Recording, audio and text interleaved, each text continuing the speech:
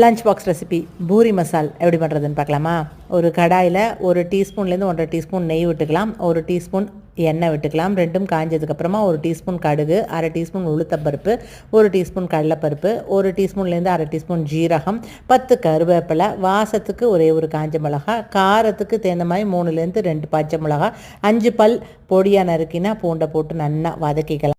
பொடியாக நறுக்கினா 2 பெரிய வெங்காயத்தை நல்லா போட்டு வதக்கிக்கலாம். நல்லா இந்த வதங்கிட்டே இருக்கும் பொழுது 1/4 டீஸ்பூன் அளவுக்கு மஞ்சள் பொடி, இது ஆப்ஷனல் தான். நல்லா பொடியாக நறுக்கினா தக்காளியும் போட்டு இப்போ நல்லா வதக்கிக்கலாம். வெங்காயம் தக்காளி நல்லா வதங்கின உடனே அது ரெண்டும் மூழ்கிற அளவுக்கு நிறையா தண்ணியை விடுவோம். அது எல்லாத்தையும் ஒரு ஒதுக்கி ஒரு கலரி விட்டு இந்த மசாலுக்கு தேவையான உப்பையும் போட்டு மூடி போட்டு 5 நிமிஷம் நல்லா இதை வதக்கலாம்.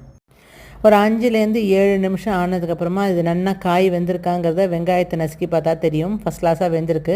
இப்போது கொஞ்சோண்டு கடலை மாவை கரைச்சி இதில் ஊற்றலாம். எப்பயுமே கடைசியில் தான் கடலை மாவு ஊற்றுவாங்க, பட் முதல்லையே ஊற்றினா தான் கடலை மாவு நல்லா வெந்துக்கும்.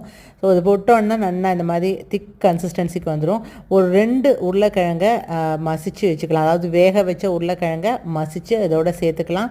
ஃபஸ்ட் கிளாஸாக இப்போது நம்மளுடைய மசால் ரெடி ஆகிடுது. கொத்தமல்லி தழையை தூவி போட்டு நம்ம பேக் பண்ணுற வரைக்கும் இதை மூடி போட்டு வச்சிடலாம். அப்போ தான் ஃப்ளேவர் வெளில போகாது. எல்லோருக்கும் பூரி பிசைகிறது தெரியும். பூரி பிசையும் போது உடனே டக்குன்னு மாவை பிசைஞ்சதுக்கப்புறமா பூரி போட்டணும், ஊற தேவையில்லை.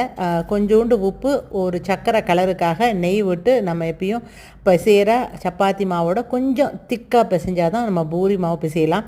இன்னொன்று, பூரி நிறையா உப்பணும், நன்னாவே உப்ப மாட்டேங்குது அப்படின்னு பிகினர்ஸ்க்காக இந்த முறையில் எப்படி வச்சு போட்டிங்கன்னா அந்த ஓரங்கள் எல்லாம் க்ளோஸ் ஆகிருக்கும். பூரி உப்பதற்கு மெயின் காரணமே அந்த க்ளோஸ்டு கார்னர்ஸ் தான். கார்னர் எல்லாம் க்ளோஸ்டாக இருந்ததுன்னா எந்த பூரி யார் போட்டாலும் நல்லா உப்பும்.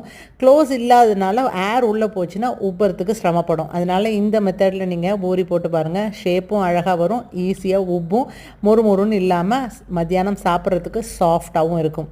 இந்த பூரி மசால் எல்லாருக்கும் தெரிஞ்சது தானே அப்படிம்பாங்க பிகினர்ஸுக்கு. அண்ட் சீக்கிரம் கார்த்தால இதெல்லாம் பண்ண முடியுமா அப்படின்னு கேட்குறவங்களுக்காக தான் நான் இதை உங்களுக்கு போடுறேன்.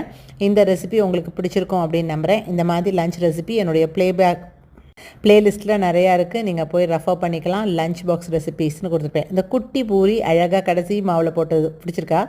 இன்னொரு அழகான வீடியோவில் உங்களை சந்திக்கிறேன். பாய் பாய்.